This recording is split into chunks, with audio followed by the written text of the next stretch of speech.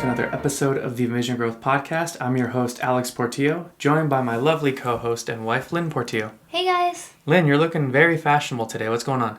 Well, I dressed pretty nice for church. So that's just, trying to dress up a little bit for Sunday. But you're looking good too. You have a nice collared shirt on. Thank you. Yes, appreciate it. I mean, this is, when we go to church, my outfit is pretty much the same all the time. So I don't know if this is dressing up or not, but I mean. Yeah, you don't get as many options as us ladies. We can wear dresses, skirts, blouses. Yeah. We have more options to dress nice. Guys just wear collared shirts. Collared shirts or button-up shirts or polo, I guess that's a collared shirt. Silly me. It is. I've gone, in the winter, I've gone to church in a sweater and or a coat because it gets cold. But other than that, no. Today is a nice day, and the weather is beautiful. It is.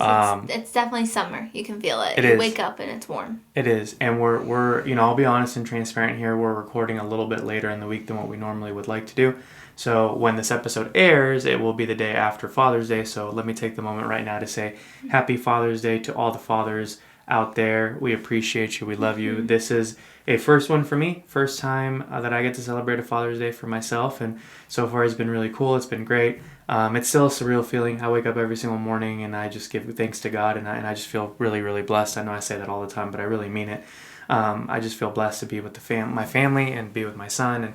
And it's crazy to hear people say or reach out and say Happy Father's Day to me today. Normally I'm the one reaching out to my dad and my father-in-law and our friends, but it's interesting to hear it this time. Last year I got a few, but I would still say Rayar wasn't born yet. And He's so I was pretty just big in my belly, though. I thought it counted, so Yeah. I got him a Father's Day gift last But year. I couldn't hold him, right? I couldn't hold. Well, I guess I could. I was hugging Lynn's belly, but now I can hold Rhaegar. I can kiss him and hug him and all that good stuff. And so, and in fact, Luke Combs, if you guys listen to country music, Luke Combs released an album on Friday called "To All the Fathers and Sons." I believe that's what it's called. Let me double check. I don't want to. It might just be Fathers and Sons. It might be Fathers and Sons. I think you're correct there. But it's Alex is sending me some songs. Oh my gosh, you guys. Definitely take a listen. If you're a dad or a grandpa, it's going to hit you where it counts. Oh, Fathers and Sons. Yeah, you're correct. Yeah, it made me cry. No, it's really good. I highly, highly recommend it. Even if you're not a country music fan, you just need to listen. There will be one song that resonates with you. He talks about his perspective of now being a father to his son, his perspective of growing up and how he saw his dad. He talks about, he even goes as far as to say creating or writing a song as if he, if something were to happen and he's no longer there, and just giving a message to his son of what he'll need to do and how he'll still be with him. And it's a really, really impactful album. Hands down, I'm just going to say it right now, it's the album of the year. It pulls on a lot of heartstrings. So for all you fathers out there, June is Men's Mental Health Awareness, and so I'm a big believer in that. And just know that as a fellow man, I get it, right? I understand all the battles that go inside our heads and all the silent battles that we fight. Keep pushing, keep persevering, King. It's gonna get better. We're here. I'm here. If you ever just need to talk to someone, reach out, send me a DM on Instagram, and we can talk through it. But just know that you're loved, that you're appreciated, and your hard work is being noticed by someone. And if you feel like it's not, it's being noticed by God. I promise you that. So keep fighting the good fight. Keep persevering. Keep pushing on, and let's go out there and become the men that we want to be. So that way we can lead our household and lead our families into the promised land, into the promises that God has for us. So, hey, I've said it before. I just said it right now. Walk in that greatness that you walk in your greatness. Be that king that you are. Be that royal lineage that you are, being a son of God. So I'll get off my little soapbox, but I just want to say, that is a very, very powerful album, and definitely take a listen to it. Happy Father's Day to all you guys out there, and it's a blessing to be a dad. It's something that I've always wished for in my life, so it's a true blessing to have that be a reality now. I think that's really cool that it's Men's Mental Health Awareness Month. I didn't realize that, which is really important because men don't really get that space to be vulnerable, and you don't really get to show those battles that you're going through because you have to be strong for the household, for your wife and kids and whoever else. So I think it's good you brought that to the surface. Yeah, I don't know exactly when, but I think it started in the maybe the 70s, could be earlier than that. That men's mental health, or June is men's mental health awareness month. But yeah, no, all you men's up, and even if you're not a father, just any man in general. Yeah. I'm with you. I hear you, and I know the thoughts and struggles that you may be going through. So just know that you're not alone. Know that you're not alone. That's all I'm trying to say. Yeah, I think that's really important because I don't think we acknowledge the fact of how we wouldn't be where we're at without all the hard work the men have gone through. I mean, just like war, that was men, unless you were a nurse or something. You fought to be able to get us to this place where we are now. The whole infrastructure is basically built on the blue-collar, hardworking men who do construction and all the really hard jobs out there that women are never trying to work in anyway. So thank you to just all the men out there. You definitely deserve more than a month and more than a day for the fathers. So thank you. Fair enough. Well, thank you for that. Thank you for that. Okay, well, there's a lot to cover today. Lynn has some big news to share, and let me just spoiler alert and ruin it right now. No, we're not pregnant. She's not pregnant. There's not another baby on the way. It's she's got a big announcement to make though, and that's it's not a good announcement. I guess it's not. Well, not I guess it's not a good announcement, but I think it's important that we share this with y'all. We started this journey together, and we want to be transparent on this journey. And just so really a goal of our podcast is to show you that we're just we're regular people just like you, and not saying that we're at any kind of celebrity status, maybe, to each other we feel like celebrities, but, in the world, we're just two normal people. Not a lot of people know our name, and that's totally fine. Figure out life. Yeah, that's totally fine. This is a journey that we're going through together, and we just want to show you and be a testimony that if there's something you want to try, if you want to start a podcast, if you want to start a business, if you want to start writing a book or poems or create something, just go after it, right? We're not experts in this. We're still trying to figure this out. We're still learning every single week. I mean, I mentioned it at the very beginning where life happened this week, and I'll explain what happened, but which goes in, it coincides with Lynn's, what she's going to share. But life happened this week. We had to make an adjustment. We're shooting this episode a lot later than we would like, but we're still getting it done. And that's what's important, right? And discipline. Again, you don't need to be an expert in it. You learn as you go. You learn from your failures. And that's something that I constantly have to remind myself. I'm afraid to start things a lot of the times because I feel like I'm not prepared. I feel like I haven't learned the material, or I haven't mastered the material. And so I just don't want to make myself look like a fool. And that's just being honest. But in reality, the longer I prolong it, or the longer I come up with reasons why I'm not going to do it, I'm never going to do it, or the chances are that the chances lower more and more the more time goes on. So just try it, give it a shot. This is an idea that we've had for a while. I've shared this before, and it took us a little bit of time to plan and figure out what we wanted to do. And honestly, from the beginning, from what we've planned, we've stuck to, I would say, 80% of it, but there's been some adjustments we've had to make. There's been some conversations where we start at the very beginning and the episode takes its own turn, and then we go that way versus cutting it off and then, sticking to the plan. It's good to plan, right? But then also be willing to make those pivots and adjustments depending on where the conversation is going or what you're feeling in what you're feeling that the Holy Spirit is telling you to follow or to speak about. But anyways, all that to say that don't be afraid to try things. And if you fail, that's where the growth happens. Pay attention to those lessons, learn those lessons, make those adjustments, and then go try it again. That's what we're trying to do here is we're learning as we're going, and we're growing as we're learning. I think that's the way you say that. But anyways, Lynn, how was your week? Let's start there. Let's start with peaks and valleys. Because that's really what's going to segue. I think you should go first. You share your peaks and valleys because mine will start the conversation. That makes sense. Okay, so peaks for me, I would say, is my heart. I feel like I say this all the time, but I really mean it. My heart is just very, very content and very full right now. This week, my youngest sister, my only sister, graduated high school. There is a 10-year age gap between my brother and I, my younger brother, and then a 12-year age gap between my sister and I. And like I said, she's our only sister, but she's the last one that needed to graduate. She graduated, and it was a very surreal feeling. All three of us went to the same high school. When my brother graduated 10 years after me, it was a surreal feeling like, oh my goodness, I was just here 10 years ago. Now my sister graduates, and the thought that went through my head was, oh, I was just here 12 years ago. And a couple of things happen in that graduation ceremony. I see I see all the kids. I'll see all the kids. I see all. It's funny saying that, but I see the teens. I see the graduates, young adults.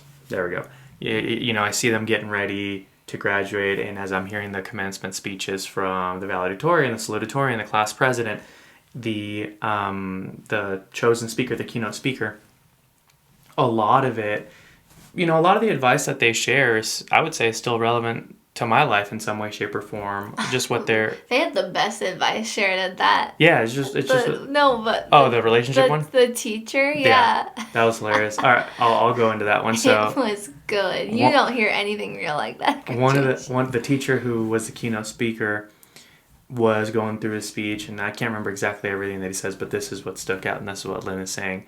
He was saying that one of his students had asked him for some advice going into graduation. Like, he was about to graduate, he's moving out of state, he's not sure what to do with his life, and he's just, confused and lost, and so he's going to this teacher that he really admires for some advice.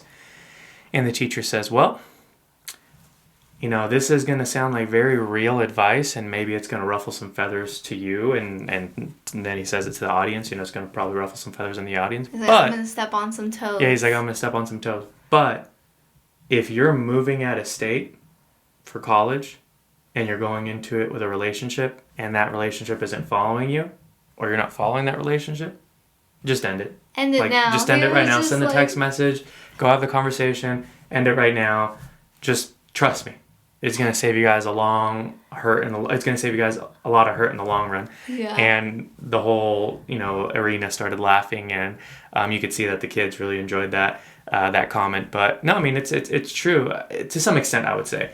When I graduated high school, Lynn and I weren't in a relationship. Her and I started dating end of my freshman year in college, But I would say that once you find yourself in a committed relationship, now I'll be honest, maybe this isn't advice for everyone, or this may not fit for everyone, and that's totally fine.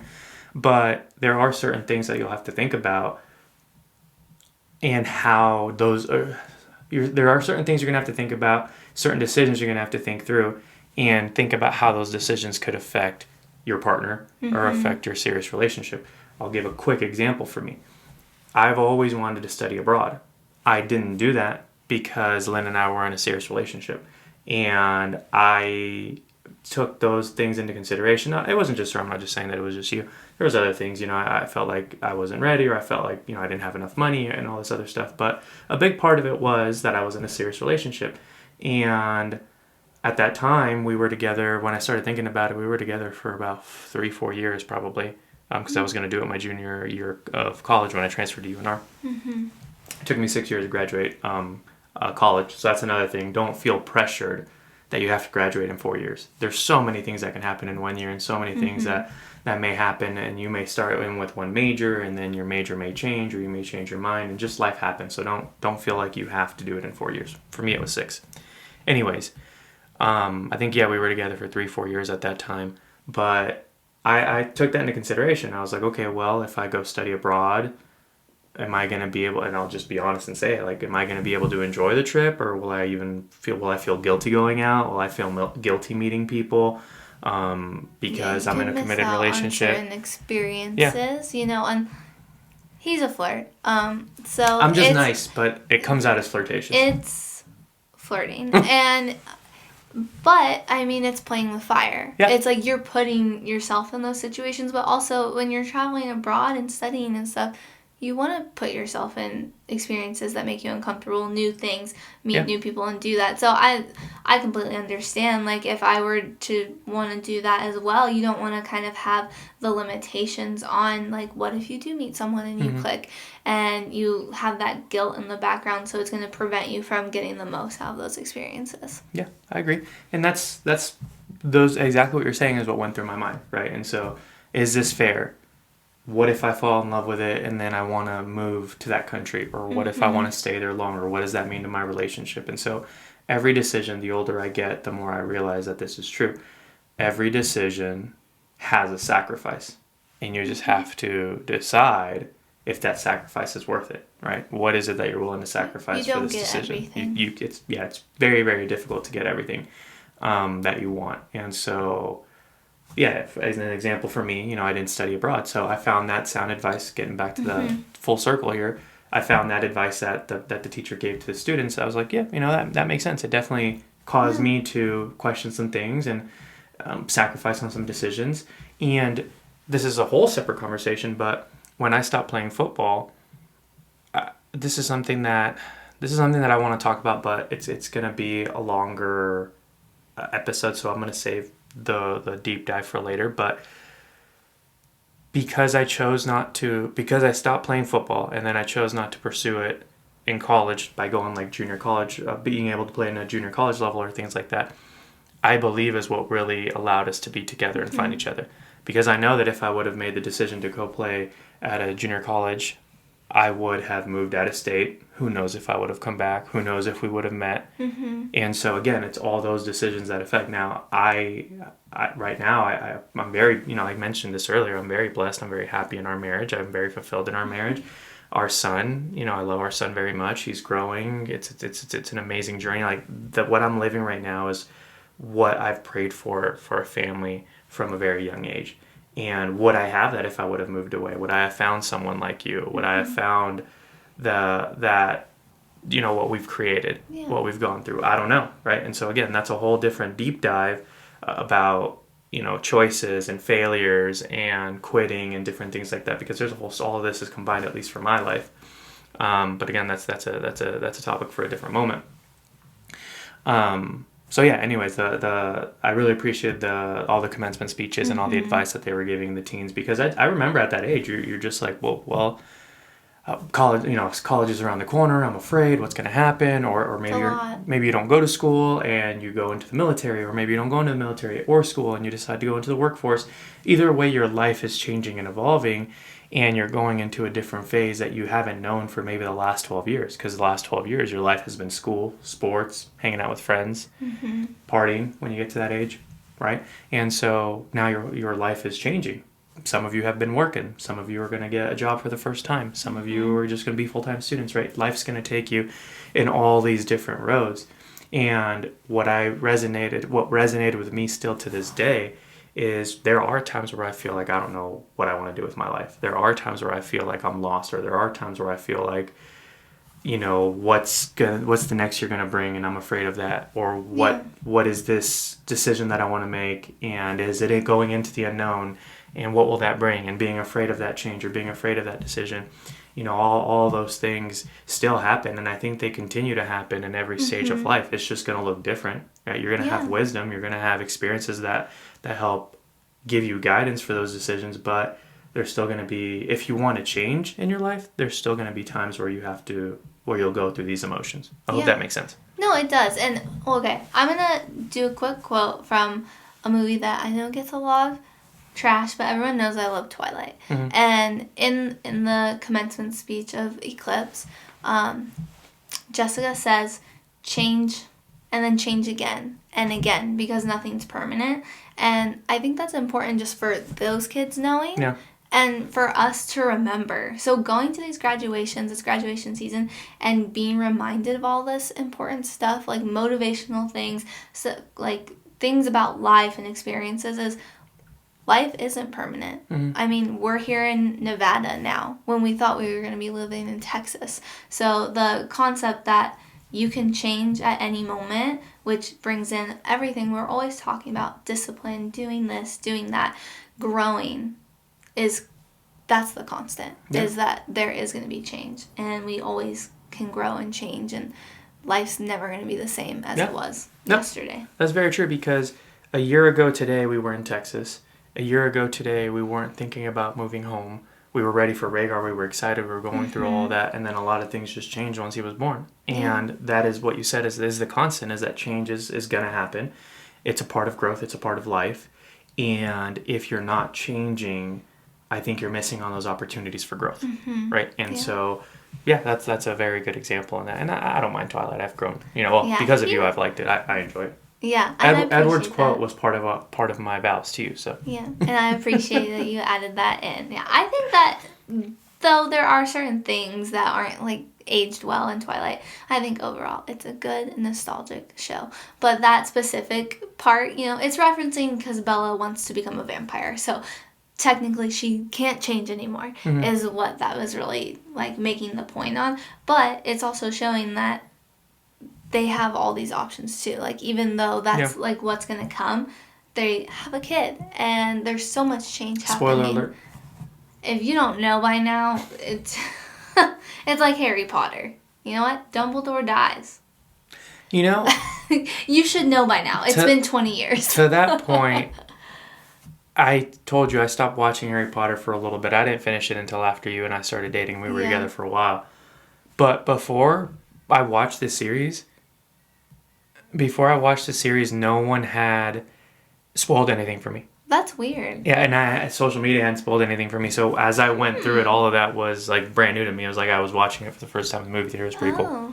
That is really... I'm shocked, actually. So, well, good for you. I guess if you are not aware when it initially comes out, because that's when everything starts being out, like the new book release, and you're like, oh my gosh, this happened in the Half-Blood Prince, then maybe, I guess, if you're kind of avoiding that area, you wouldn't get spoiled. But I still think 20 years, I will spoil it for you. You're too slow. No, here's another example. Perfect example, and then I'll finish my thought with this, but One Piece. We've said this many times. Lynn and I are big anime fans. One Piece is an anime that I watched when it first came out in the States, and I was a kid, and then I didn't watch it. I didn't continue watching it, and so I just remembered the first arc, and right now I still remember the first arc. But there's over 1,000 episodes, and I've started watching it again. My brother keeps hyping it up. A lot of my friends keep saying, "You need to watch it. I just didn't want to commit. I still don't want to commit to that much time investment into watching One Piece." But I'll say, okay, you know what? I'm working out. I'll watch an episode, or I'm bored. I'll watch an episode here and there. I haven't binge watched it, but I think I'm at episode 35, something like that. That's okay, really a bad. long way to go. But here's the point I want to make. It's over 1,000 episodes, and nothing has been spoiled for me other than Luffy attaining Gear 5. Like, that's it. And that's just a power-up it's a power-up that he goes through. Okay. But I don't know how he got there. I don't know any of the arcs. I don't know. So I could go through One Piece right now and probably watch it with a good majority of it unspoiled. Oh. And so, well, then I'm sorry for spoiling stuff, guys. No, it's fine. But what's funny is I'm sure, like, now, here's the skeptic side of me. Now, my phone is hearing me say One Piece, or I've researched, like, Luffy turning Gear 5. And so a lot of things will start popping up, like, he reached it. Yeah. He's the king of the pirates, and you're going to get it right there, literally the last scene. Which is funny, though, because Naruto has so many spoilers. Like, I had to avoid all social media and YouTube because it shows all the spoilers in Naruto. So I'm surprised that there's certain shows that... It just depends on what you're searching and what your data is on your phone. But so far I haven't been spoiled on One Piece side, so we'll keep it that way, and I'll just continue making my long way to catching up eventually. Might be a little while. I may read the manga faster than catching up, and really that's what matters. So we'll go from there. But anyways, to close up my peaks and valleys, that was my peak. Is my sister graduated. My parents, very, very excited. My brother and I very, very excited for her. She's the last one. She's the baby. She's graduating, and she's starting her new adventure. The other part, because I want to add 2 more parts to that of my peak, is my graduation present to my sister. Is her and I flew out to Denver, Colorado to go watch Zach Bryan perform. Zach Bryan is her absolute favorite artist right now. This is her second time she's seen him. And I got us some general admission tickets, and we were right at the front. I mean, when I say right at the front, we were right at the rails, off a little bit to the side, but still, off. And we had a really great view, and it was just a really good, entertaining show. He performed for 2.5 hours. Revival, if you guys are Zach Bryan fans, I think he did a Revival. It was like a 12-minute long set, for just that song. It was the last song he played. Yeah. And then there was fireworks and all this stuff. And it was just cool. It was really, really cool. My sister and I haven't taken a trip like that by ourselves in a long time. And so it was just really good too. This is the third point of my peak. It was really good to just connect with her in that space and have deep conversations with her, seeing how much she's grown. It just makes me so happy and so excited to see the direction that she's going with in her life and what she wants to do. And it's just, I envy her. I envy her because she has courage and smarts that I wish I had at her age. I like to say it this way. She's the girl version of me. And They're very similar. my parents have had to suffer because of that, because she's way more, I'll bring up the disc again, she's way more of a D style than I am. Like I'm a DI profile, my I's higher than my D. But she is all D and lower I. So we're like reversing that in the intensity part of it.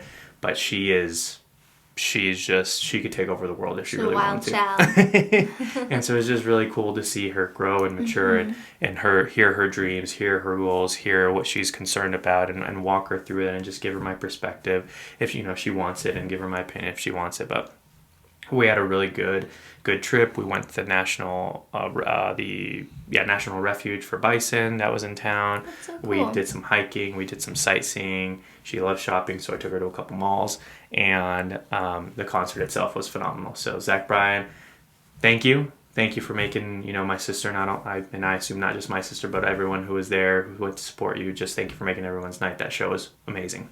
That's so cool. I'm glad you guys had fun. Yeah. I didn't get to go. I was here with Rhaegar, but they showed me lots of videos and FaceTimed me, and it looked like so much fun. Well, when I FaceTimed her, that was the coolest part. That's why I FaceTimed her. He did a song with the Lumineers, and he brought them out. I didn't realize that they were from Denver, Colorado. Yeah, so he brought them out to sing Spotless, which is the song that they did together. And when I saw them, I was like, wait, they look familiar. And then they started playing the song, like the intro of Spotless, and I yelled it. And I was like, oh my God, it's the Lumineers! And so it was a really cool moment. I was so excited. And they FaceTimed me, so I got to see it too. Yeah, Lynn and I love them. So, But yeah, overall, it was a really good concert. We enjoyed it. And he's still touring. He's touring till the end of the year. And so I actually texted my sister. I was like, hey, should we go see him again? And she goes, well, let's see if ticket prices go lower. And there's an inside joke behind that. When I bought our tickets, I bought them right when they came out, so they were higher. And, you think things are going to sell out, so a lot of times you buy on impulse. So I bought them. Well, I checked the night before the concert just because I was curious. I don't know why. I was just curious to see how full it was or if it sold out. And the tickets, because they were the day before, dropped $350 than when I bought them. And that was per ticket. So I just looked at her and I was just very sad. Yeah. That's good to, be able to buy them right before, but gosh, too bad you can't get a refund. Yeah, I get that. But hey, it's okay. At the end of the day, I'm learning this. I'm embracing this more. Money comes and goes. Invested time with people that you love is what's more important. You can always make more money. Yeah. We had a great, phenomenal time, and we met some great people. Standing in line, we met some great friends that I think her and the girls became really good friends with Natalie. They were about the same age. All three of them were going to college, so they were talking about all of that. And then we met some people while we were in the arena, like our neighbors. We always like to make friends with people. That's a strategy when you do concerts and general admission. Make friends with the people around you, okay? In case you have to go to the bathroom or they need to go to the bathroom, you create this little unit and you help each other out and cover for each other. That way you feel more comfortable leaving and dancing, and then that way people aren't just trying to jam their way into your spot, as Lynn has found out when we've done concerts. So make friends with your neighbors, and she made some really cool connections. So that's hopefully awesome. They stay in touch. I think they switched Instagram accounts and things like that. So those are some good peaks. Yeah. Do you have any valleys? Valleys, I would say, really it's a valley from your end. I feel like I've let you down, and I feel like I didn't do everything that I could to help, which is what is going to be what this episode is about. But so I guess my valley is not being able to do more, feeling like I could have done more to help out. And I know that's very vague, but I'm going to let you transition and take over from here, because I think there's a lot that you want to share, and we'll go from there. Okay. I'll start with my peaks then. My peaks were his sister graduating. That was really exciting. Wow, you had like so many peaks. I feel like I need more. I mean, It's been I a always long say you don't week. have. I always say you don't have to have valleys. In reality, you don't have to have peaks if it's just that kind of season that you're going through. But It's been I mean, a long it's week. good to find the positive of something in your week. Well, I went to a graduation party the other day, and she had a full sundae bar, you guys. Like 6 different types of ice creams, toppings like caramel sauce, fudge sauce, marshmallow sauce, cherries, sprinkles, gummies, all the works for a sundae, and I did not have one.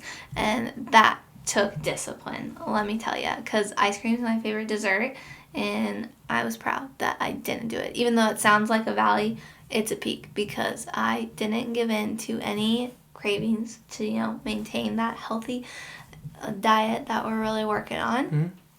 I guess those are all my peaks for the week. Fair enough. Had some valleys. Had some hard valleys this week. Starting with Sunday. So we came back from our trip to Vegas, as we mentioned before, and Rhaegar got sick. He was throwing up really, really badly on Sunday, and he wasn't able to hold down any of my milk, but he was able to hold down some food. So I just wasn't able to nurse him, so I was like pumping and dumping, and then we were just trying to feed him little bits like puree stuff so he's able to eat and feel better, and he is having stomach problems also. So we were just like, oh my gosh, what's wrong? He must have caught something on our trip. And then Monday morning comes around. He hasn't thrown up all night. He's doing good. He seems better. I take him to his grandparents to watch him, and then I'm getting ready to start my day and everything for work because I do work from home. And all of a sudden, I'm drinking some water, having the day, and I start getting sick. Very sick. And it escalates very quickly to where I am throwing up every 15 minutes. 4 hours. I had to end my day early from work and try to get an appointment at urgent care, which at that part I had already been throwing up probably for like 6 hours, and I couldn't get into urgent care until late in the afternoon.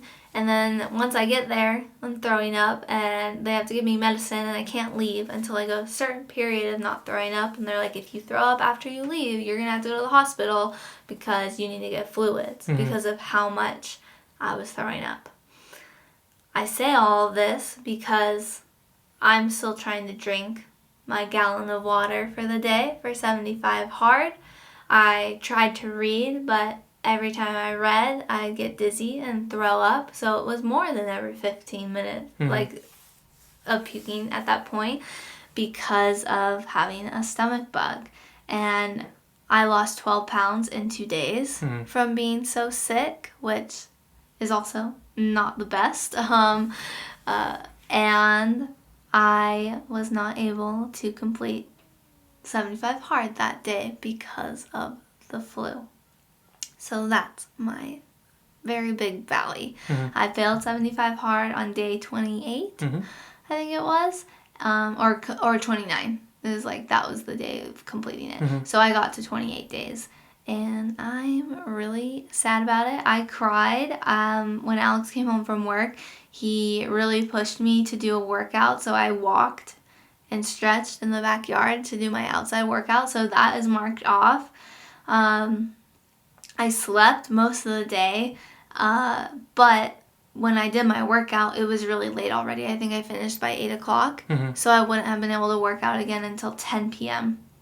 And I had drank 1 bottle of water, and that was before I got the actual sickness. I had finished that bottle before the flu even hit me, and then every time I drank, I would throw up. I couldn't hold anything down, so it was immediately afterwards. So I could have, I guess, tried to force myself to drink the water and just kept throwing up.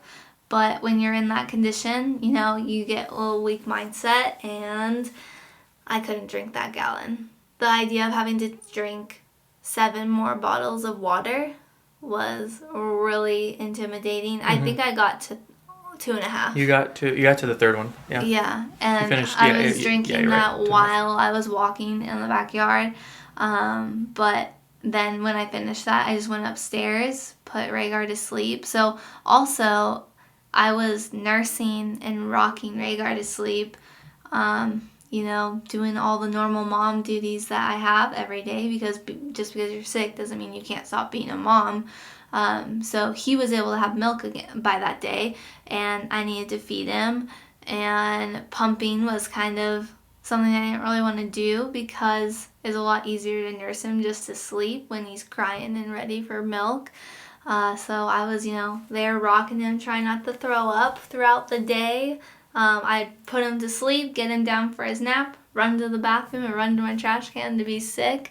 My mom was really helpful and with him, and then Alex came home and was really helpful trying to get him to sleep too. But sometimes there's things only moms can do, so I was trying to fight through that also. So I don't know. Do you have anything to add while I'm just rambling about my sadness of failing 75 hard? It's not necessarily rambling. I mean, you're giving the context of what happened. There's just a lot of little details, I guess, in the flu. Yeah, I mean, I think that... Trying to make excuses for failing. No, not necessarily, but I think what's important here, because the context is important, but I think what's more important is the lessons learned. Yeah. So let me ask you some questions. After, what went through your mind feeling like, okay, I'm sick? Were you already thinking, I can't complete this, I'm going to fail today? Like, what went through your mind? When it first started, I was hopeful that it wouldn't last long, because Rhaegar... he only threw up 3 times, and then he seemed fine. Mm-hmm. And I thought, okay, maybe it's just a little upset stomach, and I'll be okay. And then when it just became so consistent, I tried to drink some water, which is where I was able to finish 16 ounces. But then it got to the point where I would take a sip and I would immediately throw up. So I was like, how am I going to drink the water? Yeah. It was honestly my biggest fear. When I had the UTI, I figured out how to work out. I figured it out. And I was able to do one workout already too. And I think I would have still been able to figure out how to read and do the workout. But if I couldn't complete the water, I was like, why am I going to try to kill myself to do the workout and read the second workout? Because that was my biggest concern, is how am I going to finish 7 more bottles of water? To me, that was the hardest part, because when you're throwing up constantly, I would literally just sip and then I'd throw up. So that would be me drinking. It's definitely not healthy. I'd just be forcing myself to throw up the whole time just to get that gallon in. So that was all I was thinking about, I guess, was Alex. I texted him. I was like, I don't know how I'm going to do the gallon of water. That was the only concern. I knew I would probably be able to finish the rest of it, because you just physically can kind of force yourself through it even if you're tired. Yeah. I could have sat on the bike and done that. That was my plan. But the water was so intimidating to think about how I was going to fit that in my stomach after throwing up for like 8 hours straight. And then when I couldn't get an appointment until later in the afternoon from urgent care, and they gave me medicine to stop me from throwing up, but the nausea was still there. So that was me trying to fight through the nausea part. And so it was later in the day to where I was more comfortable with drinking the water. It was like 8 o'clock at night at that point where I needed to drink the rest of the gallon. So let me ask you, what was more difficult, or what led to the failure? Was it the mental state you were in, the physical state you were in, or the emotional state you were in? Because I think there's a difference between all 3. Yeah. And I'll give my point on why I asked her what I mean by that, depending on your answer. Okay.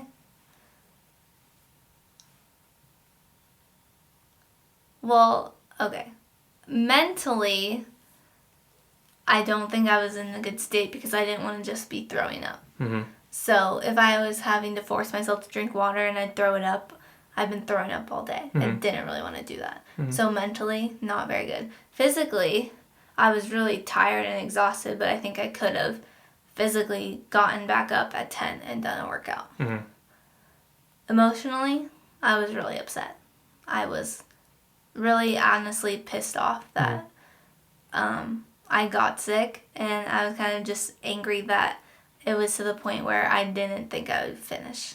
So I was mad. Okay. It was more like disappointed and mad. Okay. No, I mean, at myself. That's important perspective, and I appreciate your vulnerability and willingness to answer that question. Before I give my assessment, or not my assessment, my opinion, what I was going to say is, let me just start off by saying this disclaimer, right? We're not medical professionals at all, and we're not the creators of the 75 Hard Challenge, right? In fact, Andy Frisella says, talk to your doctor before starting this challenge, right? And we're not saying that you need to go out there and do things that are going to risk your health or anything like that. I think that we were both conscious of what those limits were at that time. But what I am saying is, this is our journey. This is just our experience, right? We're not speaking for anyone. We're not recommending anything. This is just you and I talking. This is just from our experience. The reason why I asked that question is because I was reading a book. It wasn't a book. It was a podcast. I was listening to a podcast a couple months ago that mentions the power of the mind. And if you tell someone to do 10 jumping jacks, statistically, by the time they reach 7, they start slowing down and experiencing fatigue. Because they know they're close to the end. But if you tell someone to do 50 jumping jacks, the same principle will apply. By the time they reach to that 70%, 75% mark, they'll start slowing down and feeling fatigued because they know they're getting to the end. Yeah. Right? So what I'm trying to relate there is your mindset can make or break you. So if your mindset was already not in the best place, saying, I'm throwing up and I have to drink 6 more bottles of water, how am I going to do this? 6 more 16-ounce bottles. Correct. Yeah, 16-ounce bottles like that. So and that's 12 cups. And it's all real. Like I'm not discrediting you, or I'm not saying that it's not valid. It's all real. But what I'm saying is your mind is already telling you that the chances of you just coming to terms with, okay, I'm going to quit. Today's the last day. Like I'm going to fail. Yeah, it's a lot easier. It's a lot easier. It starts preparing you for that. And to me, in my opinion, it's a dangerous road to walk for something other than this. Because granted, you were sick. You were visibly sick. I could tell. You had a fever. We were taking all the precautions that we needed to take. But take it out of the challenge from 75 Hard and just bring it to something else. If you're already putting in your mindset that you're going to quit something, it's because you're already going down that road. And then, if you end up making that decision, because the feeling of quitting something hard will always be there. Yeah. It's always happened to me. It's always I've always experienced it when I'm going through something. Ice plunging is a perfect example. There's times where I'm like, I don't want to do this. I don't want to get in the water. It's cold. In the winter it was cold, or it's late now. I don't want to get in it. But if you listen to that voice, it can take you the direction that you don't want to go, right? And that's all I'm really saying. That's all I'm trying to say. So, okay, your mental state wasn't there. Your emotional state was pissed off, and your health was obviously not in the best condition. So, hindsight, what do you feel hurt the most out of that day of not being able to complete it? What hurt the most?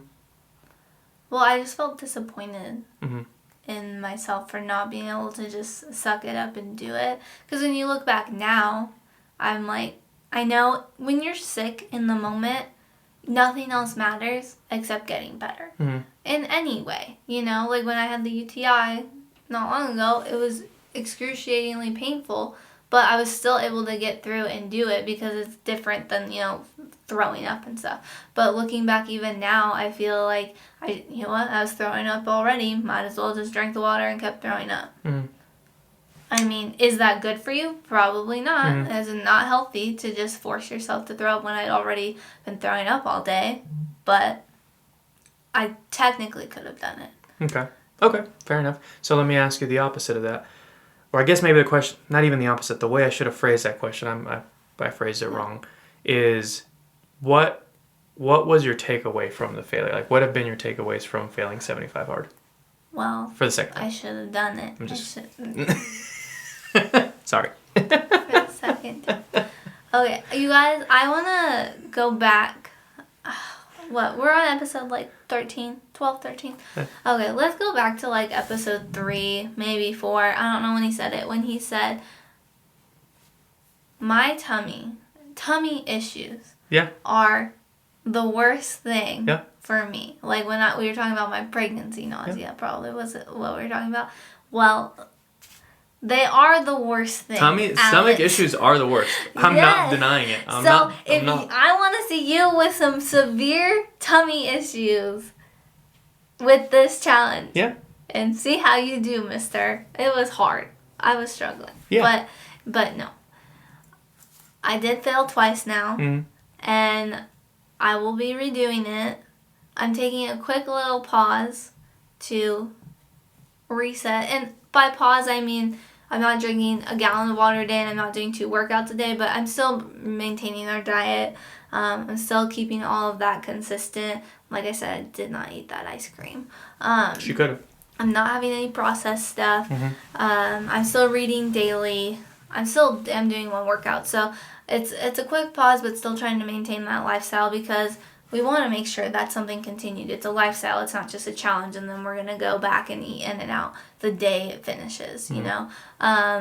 So takeaways is that even though I failed, I'm still maintaining what we've been working on because I'm setting that example for Rhaegar. I want him to see me eating good food. I want him to know this is what we want to do, and it's not a challenge. It's discipline. Like, yeah, I want to eat bad food, but I'm seeing my husband here still doing the challenge, still continuing. He's on day 33 now? No, 30... 33 or 34? 30, I think it's more than that. It's 30... I think it's 34. Oh, 35. 35. Today's day 35. So, I'm still here supporting him. I want to make that known that I'm not just, oh, haha, you're still stuck in the challenge. I'm over here eating some ice cream and a burger and bad food and stuff. So I'm learning that even though I'm not in the challenge right now, I'm still keeping consistency in what the challenge requires. Because I think that's important. I learned that I still have a pretty weak mind and I need to do the challenge again to kind of push myself a little further. I don't remember what podcast or some video Alex sent me where the guy said he had his 15-year-old son carry a certain amount of weight in a backpack for a mile. Mm-hmm. And he said he would do it with him and he has to finish it no matter what. He can set up a tent, sleep there, do it the next day, keep sleeping. His dad would do it with him, but he has to finish that mile to teach him the importance of not quitting and having that discipline. And I want to go in with that perspective. I want to go into where, yeah, I failed here, but I'm going to restart it and I'm going to complete it. So maybe Alex will probably, I'll do it before Alex is done with the 75 hard challenge, but it'll kind of just be separate on my own journey of completing that because he wants to do the Live Hard whole year challenge anyway, so he's going to be continuing it. But I learned that even though I failed, I'm not just going to go back as if nothing happened and have a bad lifestyle. I'm going to continue to take what I gained from that, which is a consistent diet, consistency in working out, consistency in reading, and keep applying it. And I will be doing it again, and I will be completing it. I'm not going to fail, and keep working on building that mental toughness that I really need. Because, you know, being a mom's a lot, being a wife's a lot, and it'd be good to be stronger in those areas. Okay. No, I mean, I appreciate your perspective. And again, I'm not taking shots at you for the stomach issues or for getting sick or getting the flu. I mean, you said it and I've said it and I'll admit it. Like, stomach issues are something that I still work through in my mental toughness when they happen to me. I rarely get sick.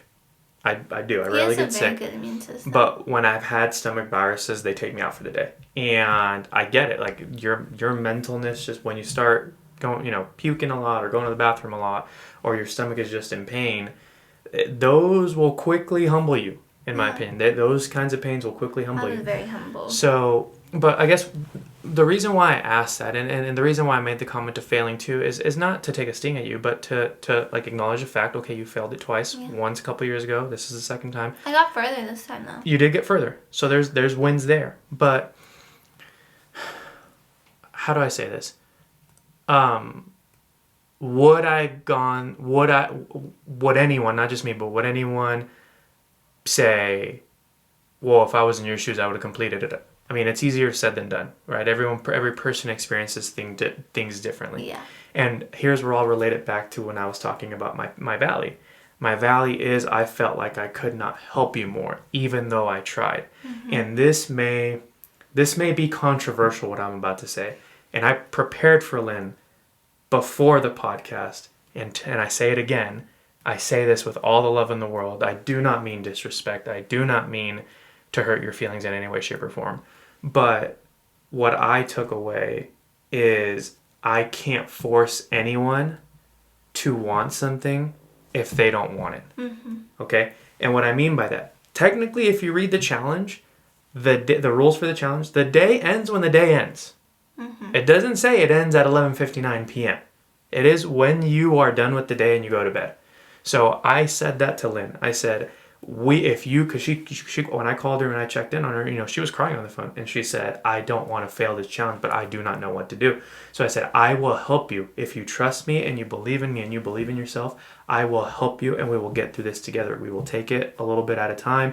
We'll get it all done today and go from there.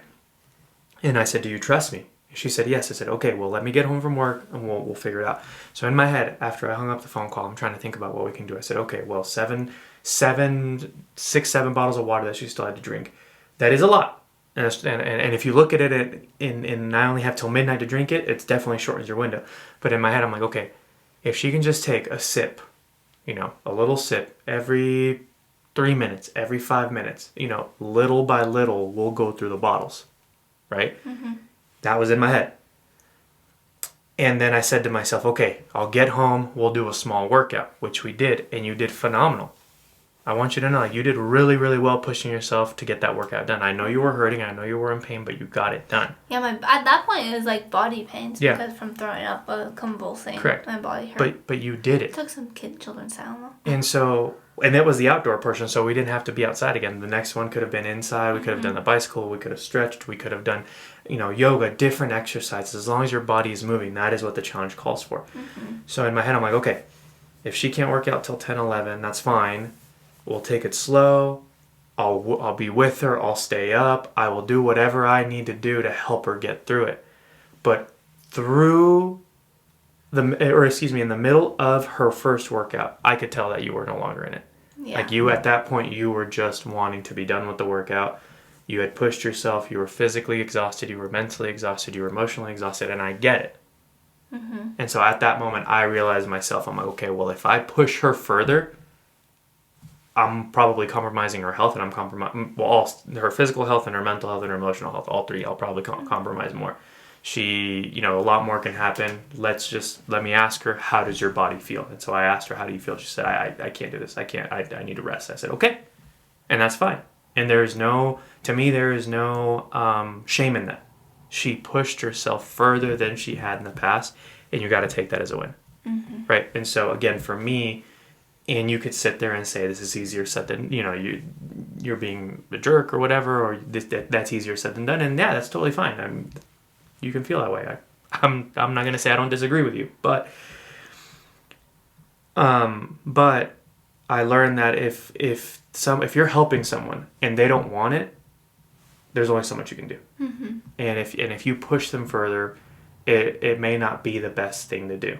Right, you have to. It's a case by case basis. It depends on the situation. Mm-hmm. And in this case, there was a lot more at stake than just failing a challenge, right? Yeah. And so at that point, I said, okay, well, what do you want to do? And she said, I can't do this. Like I'm tired. I'm exhausted. So the water's too much. And again, I would tell her as we're working out, like, hey, take a sip, take a sip, take a sip. It took her the whole workout to finish half that bottle. And so I was like, yeah, this. If she doesn't want to do it, then I can't force her. So, and again, it's not to throw shade at you. It's not to make you feel guilty. It's not to make you feel anything. I do want you to recognize that you pushed yourself further. You got further along than I believe you would have the first time going through it. Yeah. Right? Yeah. And so take pride in that, and take content in that, and appreciate that you've grown in that area, and you're continuing to grow. Again, easier said than done. If I was in your shoes, I don't know what I would have felt. You know how I am when it comes to stomach issues and stomach pain. But I will say this, and again, this is going to be a little controversial. And again, it's not to put you down. Lynn ended up getting me sick. And that night, I started feeling it. I started feeling my body was shutting down. It could be like the placebo effect, just me feeling like I'm around sickness. Because she took that. We all know men get the placebo effect. Everyone got taken down. I mean, yeah, everyone. My mom, my dad didn't get taken down. My brother, my sister, and my dad. My father-in-law, my mother-in-law, my dad, and myself were the only 3 that really survived it. But everyone else was throwing up. Everyone else was having the same symptoms. I was giving my urgent care medicine to everyone, and you know what? I went through the full day, the full hard flu, and got that medicine. I healed everyone. They were like dressed in normal clothes, laughing, happy, like by noon. I was like, wow, you're welcome. I hope you guys all enjoyed it, because I was dead. Until like the end of that next day, I was still sick. They were better already. They got sick a day after me and were better before me. Yeah, that was pretty funny. It was sad, but I'm glad I was able to help everyone heal. They were like, oh yeah, it's good. I'm good now. Thanks, Lynn, for the medicine. You're welcome. And they all were sick. And, oh, your mom got sick, but she wasn't super sick. She is the tough, moms, we grow into a different level of toughness. I mentioned I was nursing Rhaegar, rocking him to sleep, and then I'd run and throw up, and I'd go back until I was able to get him down. She was like, yeah, my kids are over here all whining and being sick. Like, I threw up, I'm still going to work. I'm not eating any food or drinking water. Like, it's fine. And she's like, yeah, they're all whining. And I'm like, you're another breed. Moms are just another breed of human that can just do everything. I don't disagree with that at all. I don't disagree with that at all. But what I was trying to make with that point is, everyone got sick. I started feeling it, and I knew that I had my sister and I had our trip to go see Zach Bryan, and I told myself, and her graduation, and I told myself, I cannot get sick here. I started feeling it that night. My body was starting to shut down. I know when I start getting sick, I know what that feeling is, and I started feeling it. I started getting like nausea, and so when I started feeling that, I was like, oh no. I was like, we're not doing this at all. I laid down. We went to bed, and didn't get up. I didn't throw up in the middle of the night or anything like that. Didn't have to run to the bathroom. So I woke up the next morning and I go,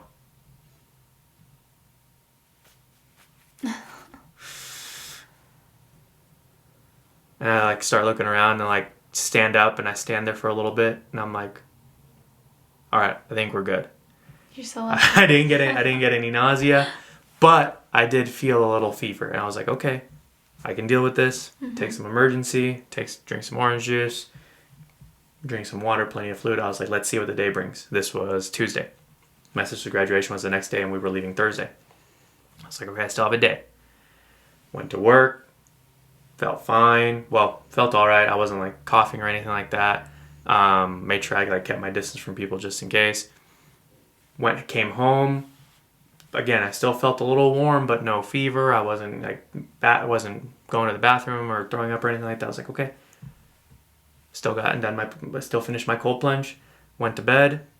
Woke up the next morning, perfectly okay again. And I was like, all right, we're good. I know. I can't believe it was just you 3 that didn't get it. Yeah, it was just us 3. Those are the tough immune systems in the family, apparently. I have the weakest one, so I would definitely know that you sneeze in my direction, I'm going to get a cold the next day.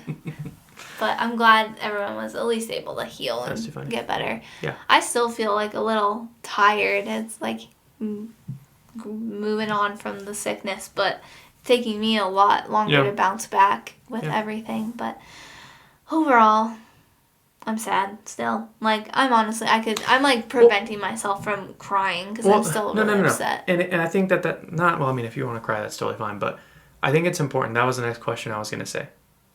I feel, at least from what you and I have discussed, that you haven't really expressed your lessons learned or what you want to share with this episode. So just right here, what are your takeaways? What were the fears? What is it that you want to do? What is the whole goal of you wanting to do 75 hard again? Well, I think I kind of said like what you said a lot of it, but overall, I want to do it again just to prove to myself that I can complete it with whatever obstacles. Why is that important to you? Way. To just prove to myself that I'm tough. Okay. Because. Why do you have to prove that to yourself? Because I want to be strong. I don't know, because it's important to me to be able to be strong enough to get through hard things. Okay. Why this challenge? Why can't you just do it through something else? Well, show me another thing to do it for.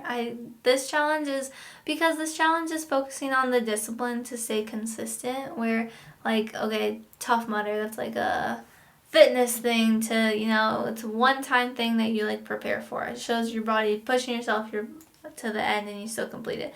This is like a lifestyle change that is hopefully going to stay with me, and I think completing the full 75 days will help just keep that more ingrained in me.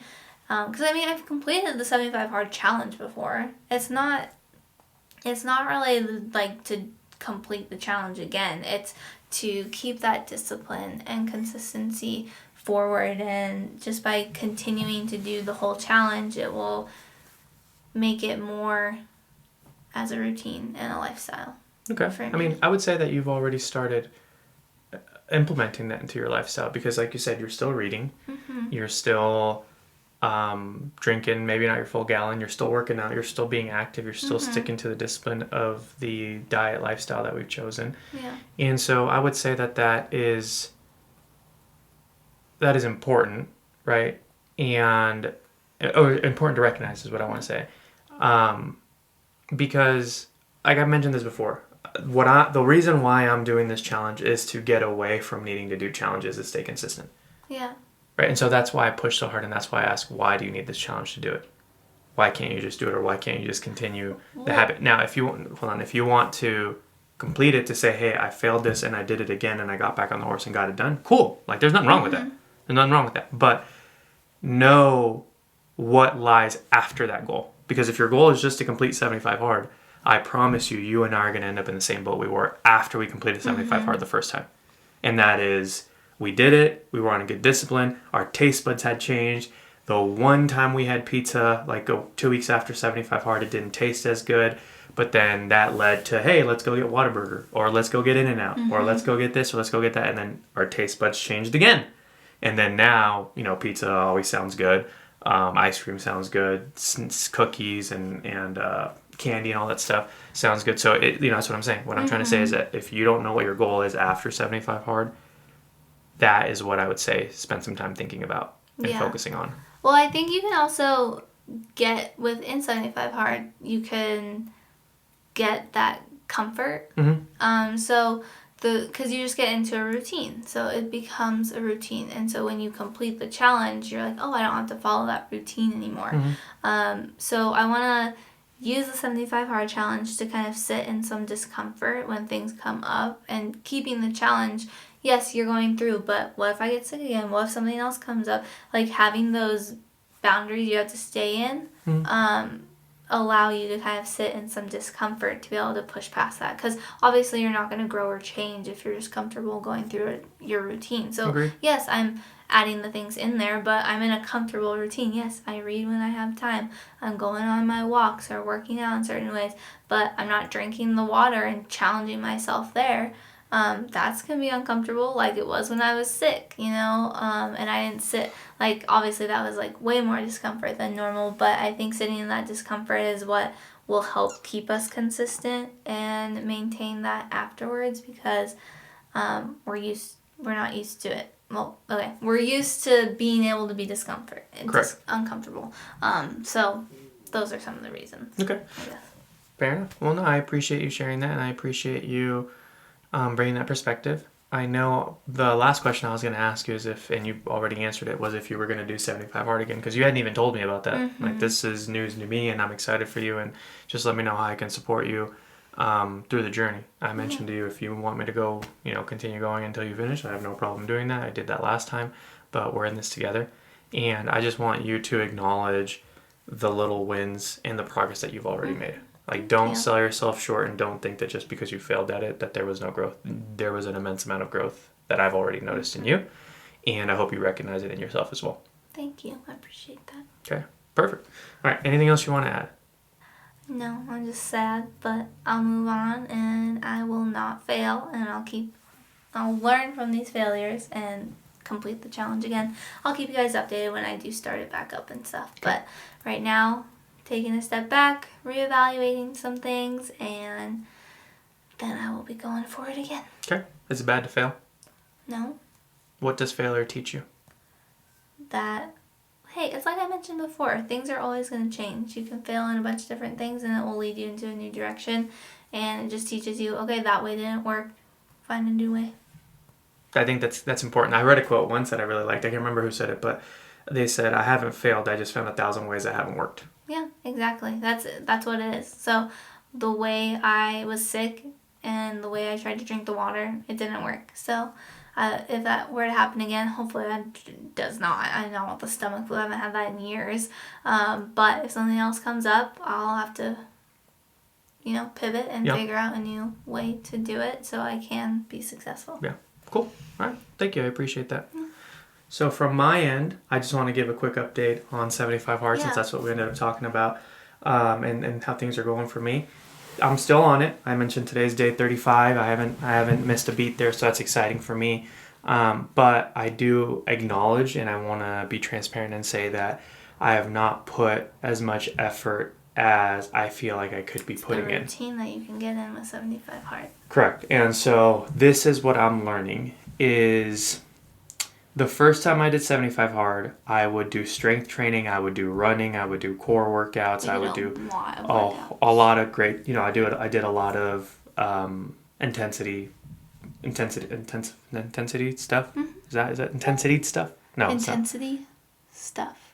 Yeah, that works. Okay, fair enough. Intense stuff, that sounds better. This one has been more walks, has been jogs, has been biking, cycling indoors, swimming was recent. Mm-hmm. So I've done different activities like that, but I haven't done the strength training. 100% honesty, I've been lazy to go to the gym. Plain and simple. And I need to break that because I told Lynn, I feel like I'm leaving things on the table, and I haven't felt exhausted. And that might sound silly. That might like, why would you want to be exhausted? I like to work out. It's a challenge to me, but I like to work out to the point where I'm like, okay, there's nothing left on the table. I didn't leave anything. I left it all on the field, essentially. I haven't felt that. I haven't done that. And so I'm pivoting more towards adding more strength training, making sure that I'm being disciplined in that. What I've wanted from this challenge, I've gotten so far. I've read more. I've stayed consistent. I've stayed disciplined. I've started to transfer all of those little skills and things that I've learned cold plunging every single day, which, by the way, I'm at day 167 today. 168. So that's exciting. But I've started to transfer all of that stuff into all these areas that I've wanted to do. And so that part is working, and that part I'm very happy about. But now I need to work on not just going through the motions or through an easier routine. It's amazing how we naturally just move into comfort. Even in doing a challenge, you can make it comfortable. Yep. And yeah, so that's what I want to break. And that's where I'm going to start making those pivots of hitting the gym more and focusing more on strength training, or just leaving everything out on the field and just coming. Like, I want at least once a week, twice, typically on the weekends, right? But once a week, that I just feel like, okay, the next morning I don't even want to get up because I don't have anything left in the tank. So that's what I'm working towards. But book review real quick. I finished Killing Sacred Cows by Garrett Gunderson. I mentioned this before. Really great book. It's it's increased my financial literacy for sure. But the way the book is written, it helps you, it asks questions and makes you think about things that you've been told, or things that you've What always you've heard grown from up your are just parents. normal. Yeah, or just things that you always thought were This normal is when it my comes to finance. bookmark because I'm reading it now. Yeah, so Lynn's reading it now. I told her that she had to read it, so I'm happy that you are, and hopefully you've gotten some good insight from it so far. But no, it really challenges you in the way that you see money and the way that you see investing. Now, is this the end-all be-all book? I can't say that because I'm still growing my financial literacy, and I've only read a few financial books. But I will say that this is one of those better books that has really challenged me and has really put things in language and context that I could understand. I know when I tried reading The Intelligent Investor, I had to look up so many things and I had to pause, and I did not finish the book for that reason. I want to pick it up eventually again. It's a thick book, but it's a high level book to read for me still, and so I'm still working my way to understand that language a little bit better. But this is definitely a book that I would recommend. It's a easier read. There are some pages where it'll have quotes and it'll have I just passed one. It'll have graphs, so it's not like you're constantly reading. And I can't see if you can see, but the text on it is a decent size, so it's not a bad read. I would recommend it. I learned a lot, more in particular about scarcity mindset versus an abundant mindset. And when you have a scarcity mindset, you think of things like, well, I can't afford that. How many times have you heard that you want to buy something and you say, oh, I can't afford that? But when you have an abundant mindset, you change that language to say, how can I afford this? And just asking that question of how opens up your mind to a world of thinking and a world of possibilities. Yeah. So I know I've definitely fallen victim of the, I can't afford that, or I can't do this, or I can't that, and then everything just kind of shuts down, and then my brain's like, okay, yeah. Well. Or I'll ask him, hey, can I get this? And he's like, why do you need that? Yeah. It's like, oh, how are you going to get it? Yeah. And what she means by that is like when she wants to buy something. Yeah. Like, can I buy this? Can I buy this clothing, or can I buy, whatever. Yeah. So it's a good perspective change. It makes you think a little deeper. 100%. And so, yeah, I would, again, recommend this book if you haven't read it. Now I'm reading You Owe You by Dr. Eric Thomas. I've quoted him and mentioned him a lot. He is one of our mentors. We've taken his courses. I took his speaking course. I'm a certified speaker through his old speaking course. Now he created a new one with Inky Johnson and Jeremy Anderson. But this is the latest book he's read. I did not finish reading it the first time when he first released it, but it was about time that I read it and went through it, and it is really, really good. I picked up this book on Monday or Sunday of last week, so less than a week, or about a week, and I'm almost done with it. I am really 2 chapters away from finishing it, and I'll probably finish it today. So I'm just excited to be reading again and enjoying and just internalizing and absorbing the knowledge from the books. And now, again, I mentioned this before, the goal is not just knowledge. The power is not in just knowledge. The power is applying that knowledge and making those adjustments and learning those lessons. And so that's what I'm working on right now for the next phase of what I want to do and the next things that I want to accomplish in the rest of this year. But yeah, 2 really good books. After this one, Lynn had bought me, I shared it with me, it's away from the desk, so I won't show it again, but Lynn bought me the book on mental toughness by Andy Frisella for my birthday, and so that's going to be the next book that I read. And I'm then going to after have to read that one too, apparently.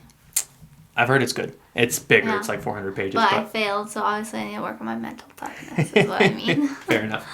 And then after that, hopefully I'll start getting into the David Goggins books. But so far my journey is good. I'm still on it. I've still been successful in my diet. I think I'm down 18 pounds from the last time I checked that I jumped on the scale. And now my brother wants to jump on more like starting his fitness journey. So that was a very exciting surprise that he asked me yesterday if I could help him with that. And so we sat down and I showed him how I do my journaling for the gym and just kind of coming up with my routine for the week. That way I don't have to be at the gym and think about, what am I going to work on today? Yeah. I've noticed that not just at the gym, but in life in general, what is the saying? People don't plan to fail, they fail to plan. Right? And so if you have a plan, it just makes thinking, you don't have to think about it. You already know what you need to do. You go in there and do it. The way I do my workouts is I split them. I'll do an upper day, then a lower day, and then I'll do an active rest day. So what I mean by active is I'm stretching or I'm doing a light walk or a jog or something like that. And then after that, the next day it would be pull, push, legs, And then the 7th day is the additional active rest day. And then the routine starts all over again. So I showed him that. He liked it, and that's what he's going to start doing. We're going to start doing that together. So I'm very excited to help him get on board with that. My sister wants to run more now that it's summer, so I have another running buddy. I'm excited about that. So yeah, things are going well. Good. They could be going better. I could be doing more. That's always a feeling I'm always going to have. So I'm going to start making those adjustments to get better on that. Other than that, there are things that I still need to be better disciplined on the podcast side of posting things and creating things, and still have to make the time. I'm going to make the time. Let me change my language right now to create our little mantra or a little intro and just kind of continue to share what we're about on this channel. I think that's important. But other than that, blessed. I do feel blessed, and I'm very blessed, and I'm very grateful for that. And excited to continue this journey and continue growing and learning alongside y'all. Good. Thanks for sharing. Yeah. I think it's good to see our different perspectives on where we're at in the challenge and stuff too. So I'm here to support him, helping him through the next 40 days. And almost there. Yep. 40 days left. Yep. I will hit the halfway mark this week, I think on, what would be Wednesday? It'd be day... like 37 and a half. Yeah, 37. 37 and a half is the half. Yeah, he's close, to that halfway mark. So I'm just still going to be cooking healthy food. He's having a healthy Father's Day dinner tonight of steak and veggies and some shrimp. For our family dinner night. Yep, so I'll be there continuing the journey, and he'll keep doing his check-ins, and then I'll share when I'm starting back again. Cool. Oh, I'm looking forward to it. I'm excited. Thank you very much. You're going to crush it. You're going to do a great job. Thank you. Trust me. Perfect. Well, as always, thank you for spending time with us. We really appreciate you. We hope that you find value in what we're sharing. Again, if you have any questions, reach out to us on social media, on our Instagram account, leave a comment on YouTube, give a thumbs up to this video if you found it informative and it helped you in some way, shape, or form. Share it. Helps us out. We're going to continue growing this podcast. We do believe in this mission. There's a lot of work to be done. There is a lot of room for improvement, and we just need to be disciplined and continue making those adjustments. So there's more exciting news to come, more topics to talk about, more knowledge to share, more nuggets to drop, as they say. So other than that, go out there this week, shatter through your limits and ascend, and we'll see you all next week. God bless. Bye, guys. Bye.